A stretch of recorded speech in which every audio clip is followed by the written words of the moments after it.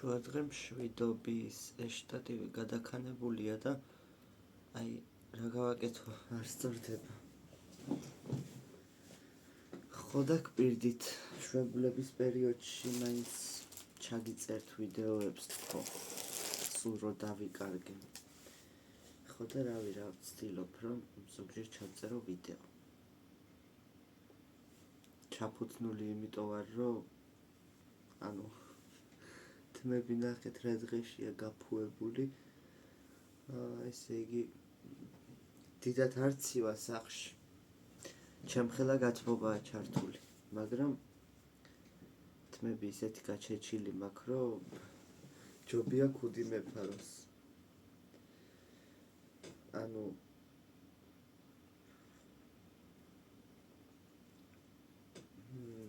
ზოგადად დასაბანად რო შევდივარ, ხოლმე ყოველთვის შევდივარ ღამე გვიან. და რო გამოვალაბავდან ეგრევე წვები ვიძინებ რა. ხოდა თმებს ხო კარგად გაშრობა უნდა და პირსახოცით ვიმშრალებ ხოლმე თმებს ძალიან უხეშად. და მერე კიდე ლოგინში რო წვები ოდნავ ლამითმით და მე ძალიან ისა ვარ რა ქვია მოუსვენარი. ზოგი ხო არის დაწვება და როგორ პოზაშიც დაწვა, იგივე პოზაში იღვიძებს, მაგრამ მე შეიძლება 2 საწოლიან ლოგინში მძინავს ხოლმე ყოველთვის. 1 საწოლიან ლოგინში რო დავწვე, ალბათ დაბლა აღმოჩნდები მეორე დღეს. ძალიან ხوارკალა ვარ. ხოდა მე სველი თმით რო ლოგინში ვწვევი და ვკოტრიალობ, დილას ისეთი გაჩეჩილი და გაფუებული ვიღვიძებ, რომ ზეთი წავისვი რა აღარ ვქენი, მაგრამ მაინც გაჩეჩილია ეს თმები და ეხა უნდა გავიდე. რა ვიცი, როცა არ დამეზარება აქვეა სალონი და თუ ეცლებათ და დრო თუ ექნებათ, შემჭრიან თმას. შევიჭრით, თორე ძალიან გაიზარდა უკვე.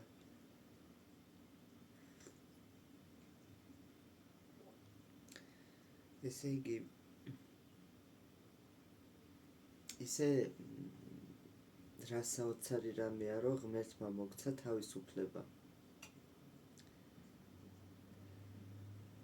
და ჩვენზეა დამოკიდებული ჩვენს ცხოვრებას როგორ წავიყვანთ.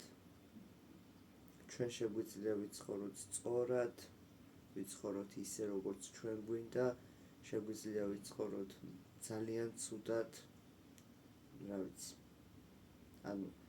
მართლა საოცარი რამეა რა. ჩვენ თავზეა დამოკიდებული როგორ წავიყვანთ ჩვენ ცხოვრებას და როგორ ვიცხოვრებთ. ჩვენ თუ გვენდომება ვივარჯიშებთ, ვიქნებით სპორტსმენები, სწორად კვებას მივაწვევით, რა ვიცი, სწავლას, განათლებას, თუ კი გვენდომება ვიქნებით ნარკომნები, ლოთები და 1000 უბედურება. მაგრამ მაინც არის რომ ისე ვერ მივყავს ჩვენი ცხოვრება ზოგჯერ როგორც გვინდა რა. ძალიან ბევრ რამეზეა დამოკიდებული, არ ვიცი რატო ვერ ვახერხებთ, მაგრამ ალბათ ვერ ვიაზრებთ იმ ყველაფერს თუ რამდენად ხანმოკლეა ჩვენი ცხოვრება. ნახეთ, ფიქრობთ რომ რა ისევ გათენდება, ჯერ ცხოვრება წინ მაქვს, ჯერ ახალგაზრდა ვარ და დღეს მეზარება ხვალ ვიზავ, ხვალ მეზარებაზე გვიზავ და ესე გადის დრო და რეალურად რაც უფრო ვიზრდებით, მით უფრო მეტად ხვდებით თუ რა სწრაფად გადის დრო, მაგრამ ბოლომდე ვერ ვიაზრებთ, რომ ჩვენი ცხოვრება ძალიან ხანმოკლეა და რაც შეიძლება მეტი უნდა მოვასწროთ და რაც შეიძლება მეც უნდა მივაღწიოთ ცხოვრებაში. კარგს, რა თქმა უნდა.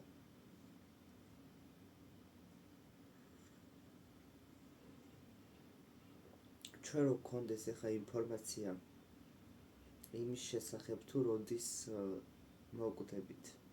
კი რაღაც მხრივ ძალიან საშინელებაა, როცა იცი რამდენი დრო დაგრჩა და როდის აღარ იქნები ამ ქვეყნად, რაღაც მხრივ საშინელებაა, მაგრამ როცა შენ იცი რომ თქვათ ერთ კვირაში აღარ იქნები, იმ ერთ კვირაში იცით რამდენი რამე იცვლება? ანუ რამდენ რამეზე დაფიქრდებით და რამდენ რამეს მოასწრებთ ერთ კვირაში, უბრალოდ წარმოიდგინეთ. პირველ რიგში ალბათ რაც იქნება, ალბათ ყველას მიმართ თბილი გახდებით, ყველას მოეფერებით, მოესიყვარულებით და რატომღაც რეალურად გვიჭირს ჩვენ ამ ყველაფრის გაკეთება. არა, შენი სიკეთე მართლა შენი ვინც არის, იმის გარდა აღარავის აღარ უხარია, იმიტომ რომ ყველას თავისი ცხოვრება აქვს და ყველას თავისი პრობლემები აქვს და ყველა იმ გზას მიყვება, რა გზასაც, ესე ვთქვათ, თვითონ სურთ რომ გაყვნენ.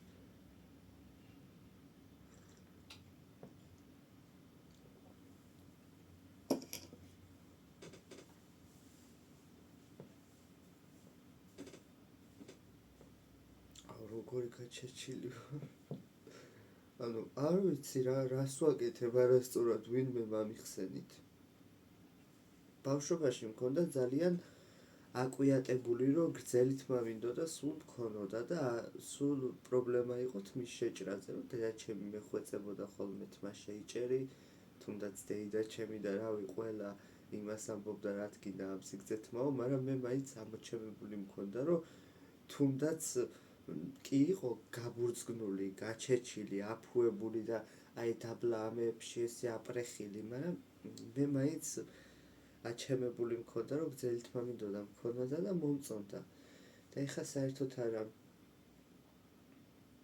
ეხლა ძალიან გამეზარდა, წინაზე შევიჭერი სამედიცინო, დელისის მეტროსთან უფრო ახლოსაა ბარბერშოპი. რა ქვია, ჯოკერი ქვია ბარბერშოპს და 60 ლარი გადავიხადე თმის შეჭრაში. 55 ლარი გადავიხადე მასში. ესეთი პატარა ეს არის, რა ქვია, პატარა მრგვალი ეს არის შეფუთვა მაზია, რომელიც ანუ თმაზე რო წაისმევ, ძალიან ისე ყულულად აყენებს რა თმას. ხო და მე ისეთ სტილზე მქონდა შეჭრილი თმა, რომ უნდა ყოფილიყო ყულულა. მით უმეტეს წინ ჩოლკები და იმდენად მომწონდა ეგრე შეჭრილი თმა, რომ იმის მერე უკვე ეს ჩემთვის ზედმეტად დიდია და აღარ მომწონს. მაგრამ ეხლა 60 ლარს კიდე 60 ლარს ვერ გადავიხდი თმის შეჭრაში. პირველად გადავიხადე 60 ლარი თმის შეჭრაში.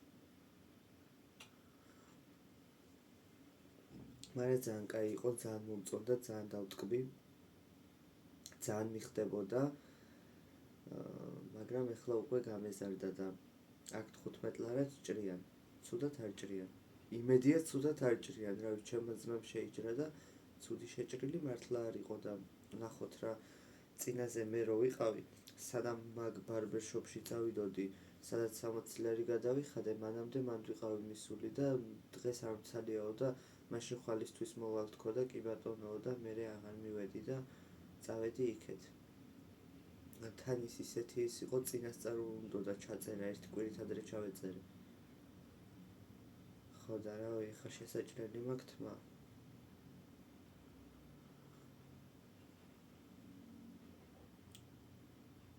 ესე იგი, ვეღარ გავიგე რა მინდა, ანუ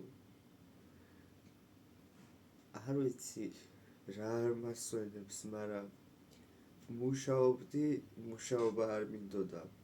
ეხლა შვებულებაში რო ვარ და არ ვმუშაობ, სულ მოძრაობას და სულ რაღაცის კეთებაზე რო ვიყავი მიჩვეული, ეხლა უბრალოდ სახლში ჯდომა არ მინდა, მაგრამ გარეთ გასვლაც მეზარება. თუმცა გარეთ გასვლა მაინც გავდივარ გარეთ რაღაცა იქ ვსეირნობ, ცოტა ტრენაჟორებზე ვარჯიშობ და ასე შემდეგ.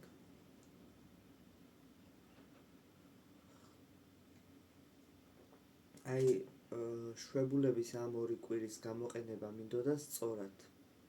სოფელში ვერ მივდივარ, იმიტომ რომ არ მინდა რომ ლექციები გავაცდინო, სულ დამჩა თითო საგანში დამჩა თითო ლექცია. მანამ სანამ ფინალური გამოცდები მექნება და ამ ბოლო პერიოდში, ბოლო კვირაში უკვე მიდის საუბარი იმ თემებზე, რა თემებიც ფინალურ გამოცდებში შეგვხვდება და შესაბამისად არ მინდა რომ გავაცდინო უნივერსიტეტი და თან პლუს გამოცდები მაქვს და მოკლედ ამ ორი კვირის მანძილზე სოფელში ვერ მივდივარ. შაბათ-კვირა შეიძლება გაქცევა, მაგრამ გაქცევას რაღა აზრი აქვს. ეხა ესე რომ ცოდნო და დღეს მაგალითად სამშაბათს ლექცია არ მაქვს და გუშინდელი ლექცია ლექტორმა მოგწერა და პარასკევისთვის გადაგვიდო და ეგ რომ ცოდნო და ეს 4 დღე წავიდოდი სოფელში. ნუ ეხა შემილია წასვლა, მაგრამ რავი რატომღაც ალბათ ძალიანაც არ მინდა რა. ბოლომდე არ მინდა ალბათ, თორე ძალიან რომ მინდოდეს მაგასაც ვიზავდი.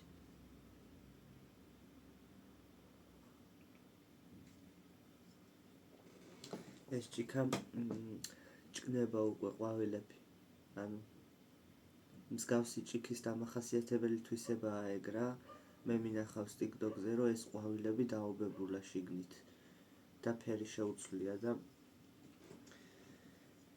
ეგრეა რა. არ ვიცი რატო შვება ცხელი ცივი რო ხდება, ალბათ მაინც მოქმედებს და ცოტა უკვე დამჭკნარია ყვავილები.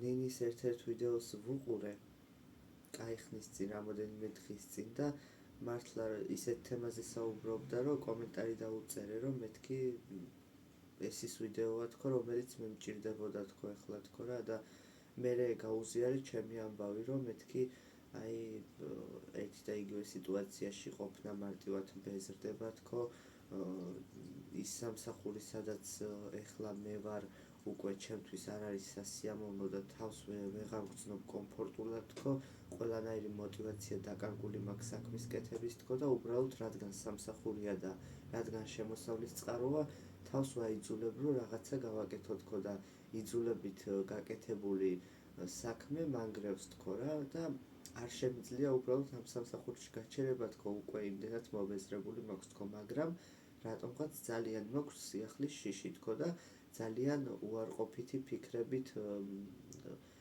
ვანადგურებ საკუთარ თავს თქო, რომ აი იქედან რომ წამოვიდე და სამსახურის გარეშე რომ დავრჩე, ან უკეთესი რომ ვერ ვიშოვო, ან რომ ვიშოვო და არ მომეწონოს და ეგეთი ფიქრებით მოკლედ ძალიან დიდი ხნის მანძილზე ვტვირთავდი საკუთარ თავს.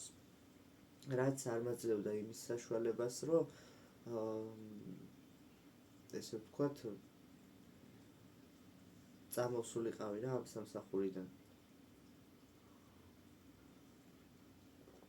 პლუს ამას უკვე ბოლოსკენ, როცა თითქმის მისული ვიყავი იმ გადაწყვეტილებამდე, რომ აღარ მინდოდა ეს სამსახური, მოგვდის ახალი ამბავი, რომ ხელფასმა მოიმატა. თუ იყო საათში 5 ლარი, გახდა 5.40 და პლუს ამას თანამშრომლები, თუ ვიყავით მაღაზიაში 4 თანამშრომელი, მთლიან მაღაზიაში შეგვეძლო ყოფილიყავით 6. ხო, ანუ კადრებიც დაამატეს, ხელფასიც მოამატეს, ეს ძალიან კარგია, მაგრამ რატომღაც მერე ჩემთვის რაღაც მხრივ ცუდიც იყო ამ ამბის გაგება, იმიტომ რომ მეთქი აი თითქმის უკვე მისული ვიყავი იმ გადაწყვეტილებამდე, რომ განცხადება დამეწერა თქო და ეხლა ეს ამბავი ზუსტად ვიცი, რომ დამაბრკოლებს თქო რა. იმიტომ რომ მაინც სიახლეა და კარგია ხელფასის მომატებაც და კადრის მომატებაც და ცოტა არ იყოს რაღაცა მოტივაცია გამიჩინა თქო ვერ ვიტყვი, მაგრამ დადებითი ფიქრები გამიჩინა, რომ აი ბაჩო აწი ეს თუ ესე იყო, ეხლა ესე იქნება, ცოტა უკეთესია და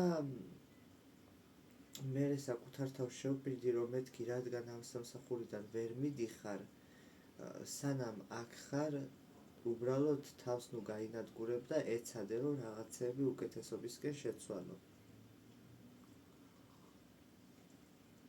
მაგის შევპირდი საკუთარ თავს. მაგრამ იყო ბოლო ერთი კვირა, ნუ ეხლა თქვენთან დასამალი არაფერი არ მაქვს და მოგიყვებით, ზუსტად ისე ვერ მოგიყვებით, როგორც იყო რა თქმა უნდა, იმიტომ რომ მარტო მე არ მეხება, მაგრამ იყო ბოლო ერთი კვირა, რომ მარტო მე და მენეჯერს გვიწევდა დილიდან საღამომდე მუშაობა ამხელა მაღაზიაში. და მე მიწევდა მაღაზიის გაღება, დაკეტვა და წარმოიდგინეთ, ანუ დილას მიწევდა მაქსიმუმ 7:30-ზე გაღვიძება, იმიტომ რომ საათს ნახევარი მჭირდება სამსახურამდე და პლუს ამას მაღაზიაში რომ ყველაფერი შეникნები და ძალიან რო იღლები და საღამოს მოვდიოდი პირველის ნახევარზე სახლში და 2-მდე ფიზიკურად საწოლამდე ვერ მივდიოდი. ნუ 2-ზე რო დაწვევი, ახლა ნახევარი საათი, 1 საათი არ მეძინება და წარმოიდგინეთ თქვათ, რომ ერთი კვირის განმავლობაში 2-ზე იძინებ და 7:30-ზე იღვიძებ, ანუ 4 საათი, 5 საათი ფიზიკურად მეტი არ გძინავს და ამას ემატება პლუს ფიზიკური შრომა ძალიან ბევრი. და ამ ერთმა კვირამ ისე გამანადგურა, რომ კი იყო დღეები, როცა მქონდა ენერგია და ჩემი თუ აკეთებდი საქმეს და რაღაცა, ნუ მიჩვევაზეა ყველაფერი, მერე და მერე უკვე ისე მივეჩვიე, რომ ის 15 საათი მარტივად გადიოდა, მაგრამ გინდა არ გინდა ამ ერთმა კვირამ დამანერვოზა რა. საშინელება პირველ რიგში საჭმელს ვერ ჭამ შენ გემოზე, სიგარეტის მოსაწევად ვერ გადიხარ შენ გემოზე და მე ამ სიტუაციას არ ვიყავი შეჩვეული, იმიტომ რომ როცა მე ფილიალში ვიყავი, უმეტეს შემთხვევაში გვყავდა მოლარე, რომელიც სალაროსთან იჯდა და შესაბამისად უფრო თავისუფლად ვიყავით რა. და ამ ერთი კვირის განმავლობაში მარტო მე და მენეჯერი ვიყავით ფილიალში და ძალიან რთული იყო რა. ანუ მარტო ჭამა და მოწევა ხო არ არის, თუნდაც ნერვებში ურტყავდა ის, რომ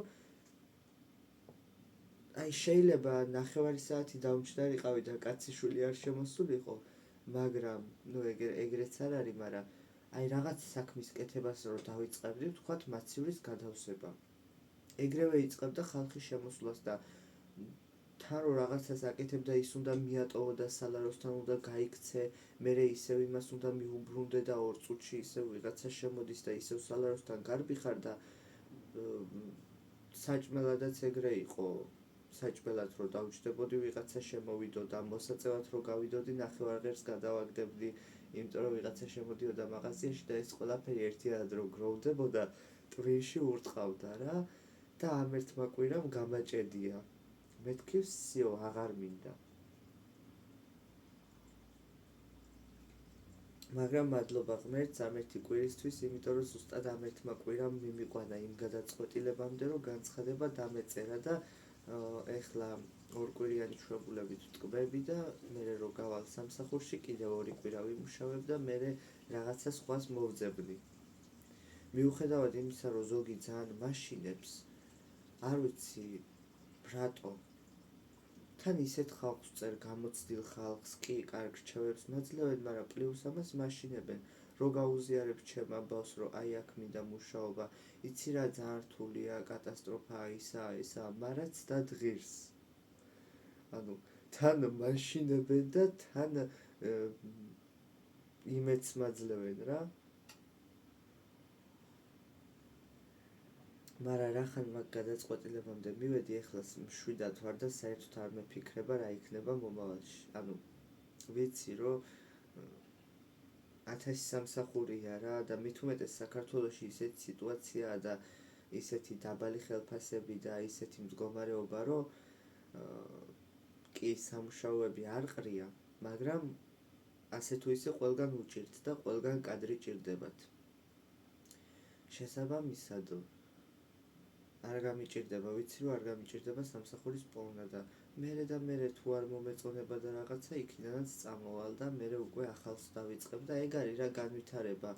რეალურად შენ თუ ერთი და იგივე სიტუაციაში ჩარჩი, ეგ არ არის განვითარება. ანუ მაღაზიამ რაც შეიძლება მოგცეს, ხო? ვფიქრობ, რომ ის გამოცდილება, ის ცოდნა, ის თუნდაც ადამიანები, ვინც გავიცანი მაღაზიის დახმარებით, მე უკვე ვფიქრობ, რომ ის ყველაფერი მაღაზიამ მომცა, რაც ჩემთვის უნდა მოეცა და რაც ჩემთვის საკმარისია. კი, ბევრად უფრო მეტი შეიძლება. არ არის მართლა მაღაზიაში მუშაობა, მარტო მუშაობა, იმიტომ რომ რავი, იქ იცნობს საინტერესო ადამიანებს, იქ იგებს სხვადასხვა სამსახურების შესახებ ინფორმაციას, სწავლობ პროგრამას, რომელიც არა მარტო სპარში, არამედ ძალიან ბევრ ქსელურ მაღაზიებში და არა მარტო მაღაზიებში იგივე პროგრამას იყენებენ. ძალიან ბევრ რაღაცას სწავლობ და ძალიან ბევრ რაღაცას იგებ მარკეტინგის შესახებ რა, ინფორმაციას იღებ და შესაბამისად მე მადლობელი ვარ ამ სამსახურის, იმიტომ რომ მომცა ეს ყველაფერი, მაგრამ ეხლა უკვე ვფიქრობ, რომ სხვა მხრივ განვითარების დროა, იმიტომ რომ სხვა პერსპექტივები გამაჩნია და რაღაცა მაკავებს. და ეს რაღაცა არის სიახლის შიში, ნებისმიერი რაღაცა ახლის დაწყება დაკავშირებულია სტრესთან. იმიტომ რომ როცა შენ ერთი და იგივე სიტუაციაში ხარ, იქ იცი რა როგორ ხდება, რა ხდება, როგორი სიტუაცია და როცა ახალს იწყებ, არ იცი იქ რა დაგხვდება, როგორი სიტუაცია გელოდება და შესაბამისად ეს იწვევს ცოტა შიშს, მაგრამ როცა ამ შიშს გადალახავ, მიხვდები რომ არაფერი საშიში არ ყოფილა და ზუსტად ეგ არის, რომ ერთი და იგივე სიტუაციაში არ უნდა ჩარჩე და უნდა განვითარდე და როგორც სპარმა მომცა მე ცოდნა, ისე მომცემ სხვა სამსახურის სხვა მხრივ ცოდნას და გამოცდილებას და შესაბამისად ეგ არის ახალი სამსახური, გაძლევს ახალ გამოცდილებას, რავი, ახალ მეგობრებს, ძალიან ბევრ რაღაცას რა და შესაბამისად ეგრე ვითარდება ადამიანი და ეგ არის და ეგ მე რო განცხადება დავწერე და როცა ვიცი რომ სიო თითქმის სპარისგან გამთავისუფლდი, ანუ მართლა ისევ ლაპარაკობ, გეგონება ჯოჯოხეთი იყოს. საერთოდ არ არის ხალხო ეგრე. პირიქით, ბევრად უფრო დარეკლამებულ და ისეთ კომპანიებზე უფრო კარგი სიტუაცია, მაგაზე ცალკე ვისაუბრებ ცოტა ხანში. საერთოდ არ არის მე როგორც ვაბუქებ და იმაშვები ეგეთი სიტუაცია, ეს არის ჩემთვის უკვე ეგეთი. იმიტომ რომ მე მომბეზრდა და მე აღარ მსიამოვნებს მაგ საქმის კეთება, თორემ საერთოდ არ არის რთული და საერთოდ არ არის კატასტროფა.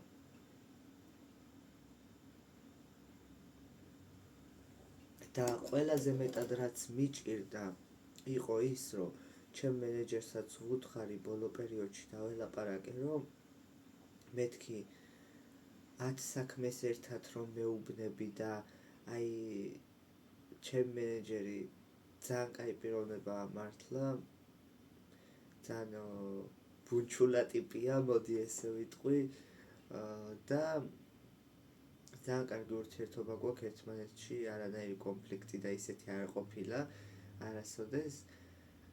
თუმცა ქონდა ეგეთი ჩვევა, რომ აი რაღაც საქმეს რომ გეტყოდა ეს გააკეთე, მერე უცებ გეტყოდა რომ მოდი მაგას თავი დაანებე და ეხა ესქენი და მერე ანუ ძალიან ბევრ საქმეს ერთად მოგაყრიდა და მერე გაშტერებული ვუყურებდი და რა მითხარი ვეუბნებოდი და უკვირდა.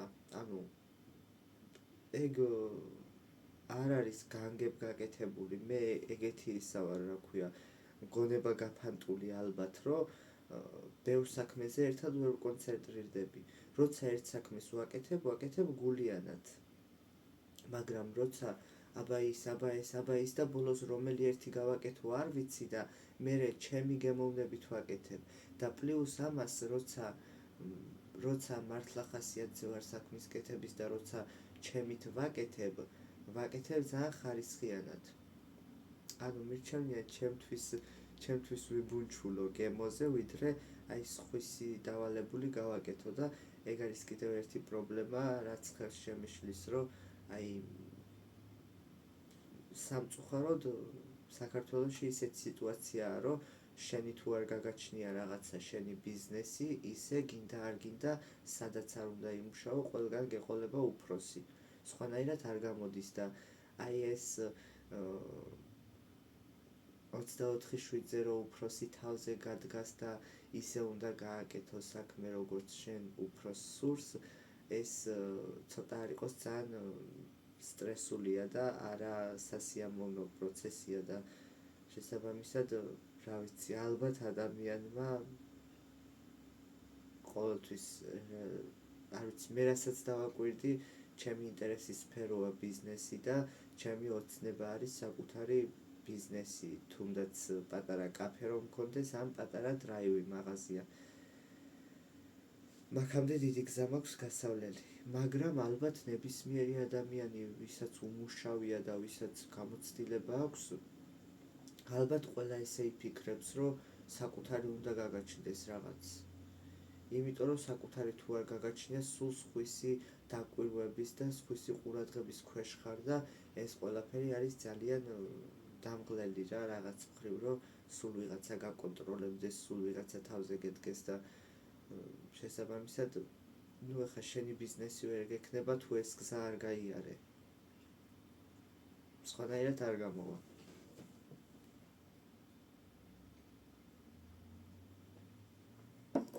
ხო, ეხლა მინდა ვისაუბრო იმ თემაზე, რომ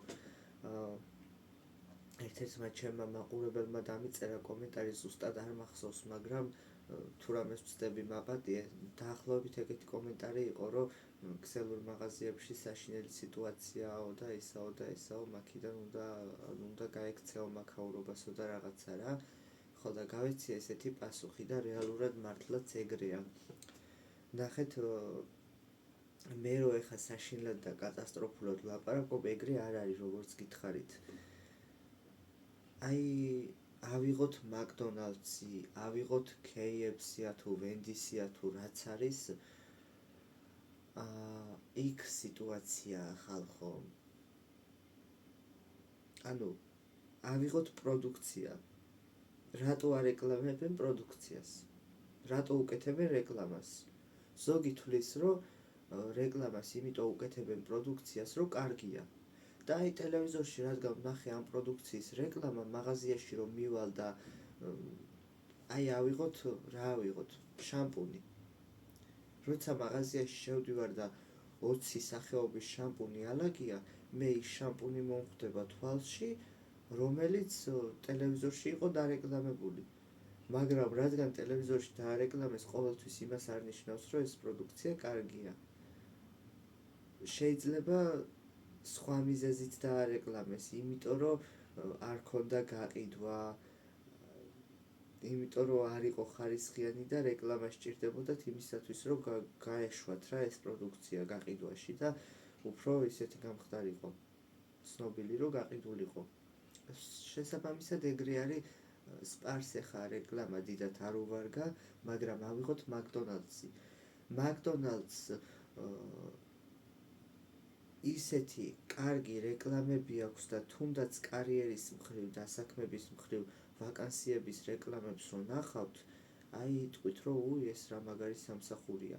მაგრამ მანდაც ყოფილი ვარ და ერთი დღე მიმუშავია და აი იქ სიტუაციაა, არ ვიცი, კი ძალიან კარგია, როცა უკვე 14, 15, 16 წლის ასაკიდან ახალგაზრდა ბავშვები რომ მუშაობენ, შრომას ეჩვევიან, შრომის ფასს სწავლობენ, ესე ვთქვათ, საკუთარი შრომით გამომუშავებული თანხის გემოს იგებენ და პატარა ასაკიდანვე სწავლობენ, ესე ვთქვათ, ფულის ფასს და სწორად ხარჯვას და ფულის სწორად გამოყენებას და რაღაცა, რა თქმა უნდა, როცა ფული არის შენ შრომით გამომუშავებული, უფრო ხარისხიანად ხარჯავ, ვიდრე ნაჩუქარს ვთქვათ. კარგია ეს ყველაფერი, მაგრამ ჩემი აზრით 14, 15, 16 წლის ახალგაზრდები მაკდონალდსში არ უნდა მუშაობდნენ. რა გავაკეთო მე ეგრე ვფიქრობ, იმიტომ რომ იქ რო შევიხედე შიდა სამზარეულოში როგორი სიტუაცია იყო, სიმართლე გითხრათ, დიდად არ მომეწონა. ერთადერთი რაც არის, რომ ერთ გუნდად არიან შეკრულები, ძალიან ყველა რო ახალგაზრდა, ყველა ერთმანეთთან მეგობრობს და ერთმანეთს ახალისებენ და ართობენ, ეგ არის ძალიან კარგი, მაგრამ იქ მუშაობა, არ ვიცი, ერთი დღე ვიმუშავე და გამოვიქეცი თქო ვერ ვიტყვი, მაგ პერიოდში უბრალოდ ის სამსახური ვამჯობინე, რომელშიც უკვე ვიყავი. ანუ ხო, ვმუშაობდი სპარში და წავედი მაკდონალდსში, რომ ისიც მეცადა და მეთქი ბაჩო მოდი ის თუ უფრო მოგეწონება, იქ წადი თქო, მაგრამ რადგან ეს სამსახური უკვე მქონდა, ეს ვამჯობინე. ესე იგი 4-6 საათი მუშაობენ არასრულწლოვნები და 8 საათი და პლუს 8-ზე მეტი საათი მუშაობენ სრულწლოვნები და ანუ იმ შენი სამუშაო საათებში უბრალოდ ვერ დაჯდები რა. სულ მოძრაობაში ხარ, სულ ქაოსში ხარ, სულ ის უნდა აკეთოს სწრაფად, ხარტად, ანუ ჯერ ვიყავი და ბურგერების აწყობა მასწავლეს, მერე ვიყავი და ფრიკარტოფილის აპარატთან ვიდექი, სულ მოძრაობაში ხარ, ანუ ის უნდა ამოიღო, გადაყარო, ის უნდა ჩაყარო, ჩადგა, იმას მარილი უნდა მოაყარო, ის უნდა გათიშო, არ დაიწვას, თან ამავდროულად ყუთებში უნდა ჩაყარო და აი ეს იყო კატასტროფა. კი ჩემთვის კარგი გამოცდილება იყო იმ მხრივ, რომ დაინტერესებული ვარ სამზარეულოთი და მსგავსი რაღაცებით, მაგრამ ანუ 1 საათი გაქვს მე მგონი შესვენება, თუ 9 საათი არ მახსოვს. მაგის გარდა როცა ფრიკარტოფილის აპარატთან გახართ 2 ადამიანი, შენ შეგიძლია მეორეს უთხრა, რომ 5 წუთიანზე გავალ და შენ ნაცვლადაც ისაკეთებს საქმეს და გადიხარ 5 წუთიანზე. ეგ არ არის შეზღუდვა. ეგ არის თქვენზე დამოკიდებული, რამდენჯერ გახვალ 5 წუთიან შესვენებაზე. ნუ 5 წუთი არაფერი არ არის, მაგრამ მაინც ანალოგიურად შენც უშვებ შენ თანამშრომელს 5 წუთიან შესვენებებზე.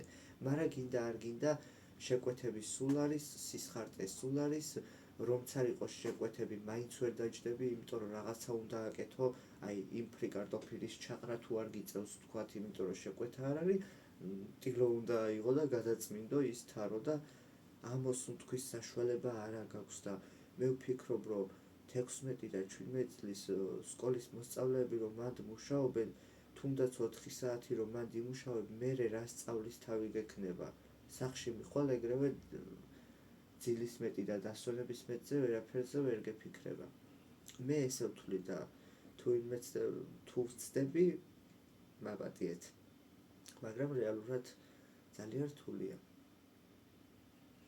და სპარში, სადაც მე ვარ, ბევრად უფრო მარტივი სიტუაცია, ვიდრე ბევრ სხვა უფრო სახელგანთქმულ ბჭყალებში, სამსახურებში. უბრალოდ მე ვარ ეგეთი პიროვნება, რომ მარტივად მბეზრდება, თორემ მე ჩემ მეგობარსაც ვურჩევდი, უკვე იმდენად ვეღარ ვურჩევ, როცა გამოვცადე ის სიმწარეებიც და უარყოფითი მხარეებიც მაღაზიაში მუშაობის, მაგრამ მაღაზიაში ყოფნის დიდი ხნის განმავლობაში მე ვურჩევდი ჩემს მეგობრებსაც და რავი დეიდაშვილს და ძმას და ვისთვის არ მithქვია, რომ კარგი სიტუაციაა და წამოდი მე გასწავლი, მე დაგიყენებ გვერდში და იმუშავე, მithქვია მსგავსი სიტყვები და ცუდი რო არ იყოს, ცუდი რო იყოს და კატასტროფა რო იყოს, რეკომენდაციას ვერ გაუწევდი.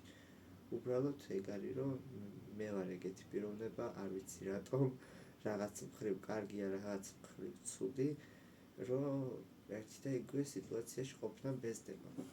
წავედი, ახლა 33 წუთია ვჭორაობ. ხო და ამ 2 კვირის შვებულების პერიოდის ხარისხიანად გატარება მინდოდა, მაგრამ რავი უკვე 4 დღეა თუ 5 დღეა გასული უკვე დრო გარბის და რავი ძალიან ჩვეულებრივად ვარ. სახლში ვზივარ, გვიანობამდე მძინავს, სახლი არ დამილაგებია, ერთადერთი ის არის, რომ საჭმელს ვაკეთებ გემრიელობებს, როცა სამსახურში ვმუშაობ და რაღაცა ესეთ გემრიელობებს ვერ ვაკეთებ, იმიტომ რომ ფიზიკურად არც დრო არ მაქვს და არც ენერგია და ეხლა რო არ ვმუშაობ, ძალიან გემრიელი საჭმელების კეთებაზე გადავედი.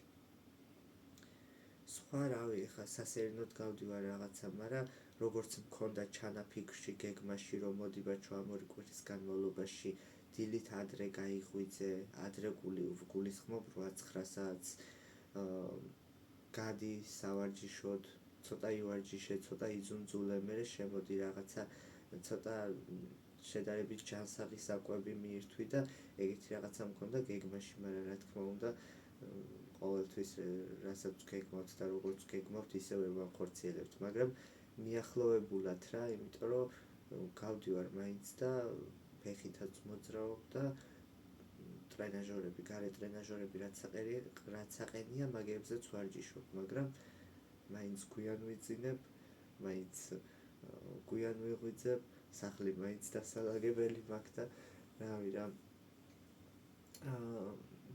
სტომატოლოგთან დავიწყე სიარული.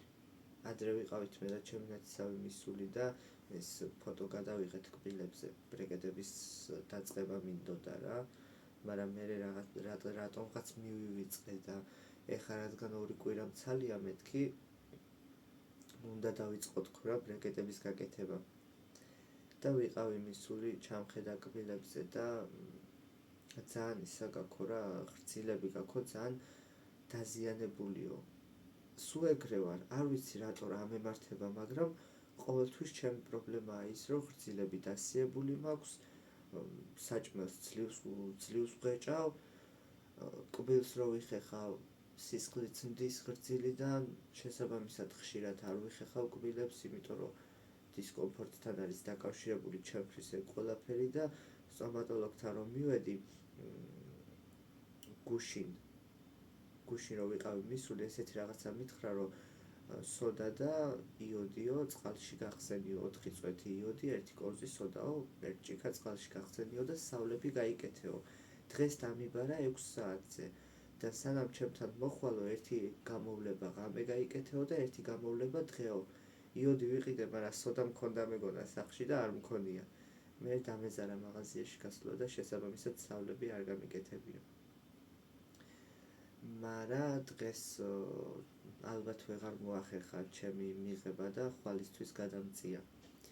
ხო და ხვალ მივალ 4 საათზე. ესე იგი შაბათს მოდისო ის ვინც ბრეკეტებზე მუშაობსო, მაგრამ მანამდე შენეხლაო ამ კბილებზე რომ ბრეკეტები დაგიყენდეს, სუდაკ ცვივდებაო, იმიტომ რომ ღვრძილები არის დასიებულიო და ანთება გაქო და ჯერ ამ ღვრძილებს უნდა უმკურნალოთო და წმენდაზე დამიბარა, სანამ წმენდაზე მოხვალო ჩემთან სავლები გაიკეთეო 1-2 ჯერ და წმენდის შემდეგ დაგენიშნებაო ახალი კბილის პასტა, ახალი კბილის ჯაგრისი, არ ვიცი როგორს იყენებო და რამდენი ხანია იყენებო, მაგრამ ახალი კბილის პასტა და ჯაგრისი უნდა დაგინიშნო და პლუს ამას პრეპარატები, რომელიც ღვრძილების ანთებას და დასიებას მოარჩენსო და მერე დაიწყება ბრეკეტებზე მკურნალობაო და არ ვიცი, ძალიან მინდა ბრეკეტები, არ ვიცი აქამდე რატო ისევ ჩემი სიზარმაცის გამო